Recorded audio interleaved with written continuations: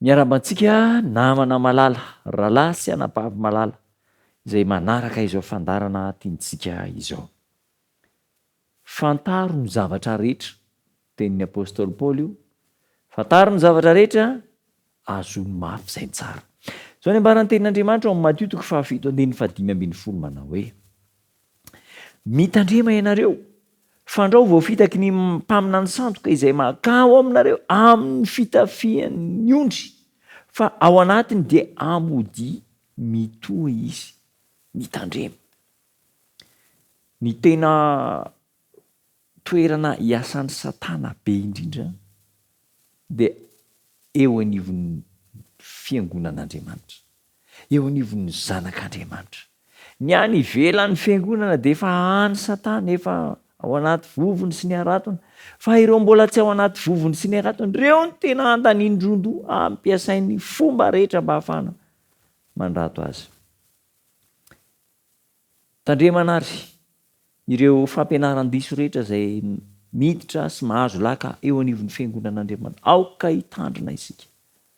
Izaho toetra ny fampianarana rehetra ary tokony ho sarotiny mafy mihitsy ny mpitarika rehetra, mpitarika ny fiangonana manoloana ireo fampianarana sy ireo ka endrikendriky ny fampianarana izay miditra eo anivon'ny fiangonan'Andriamanitra. Aoka ho alalinina tsara ny zavatra ho tenenina, ampianarina ny andian'ondrin'Andriamanitra.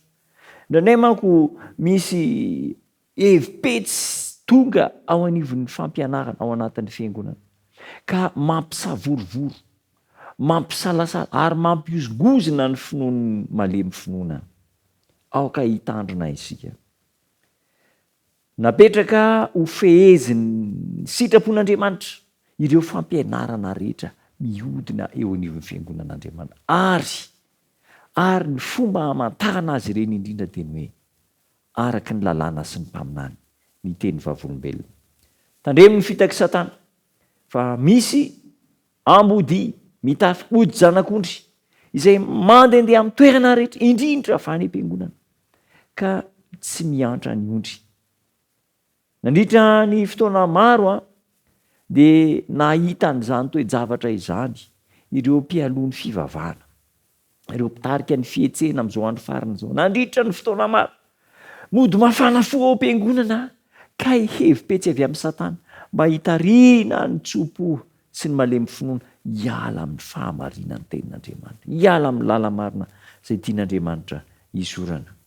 Ao amin'ny Lioka 7:20-20, zao ny ambaran'ny tenin'Andriamanitra: tandremo ny fihainoanareo, tandremo ny fihainoanareo, aoka hiaino tsara, andinika tsara avy amin'Andriamanitra sa tsy avy amin'Andriamanitra izany fampianarana izany.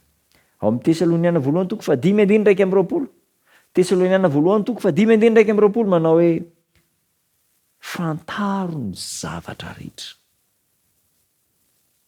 hazony mafy izay tsara. Manana ilay toe-tsaina hoe mandanjalanja zany isika, marina sa diso, zay ny tokony ho isaty izay. Fantaro ny zavatra rehetra, hazony marina, hazony mafy izay tsara.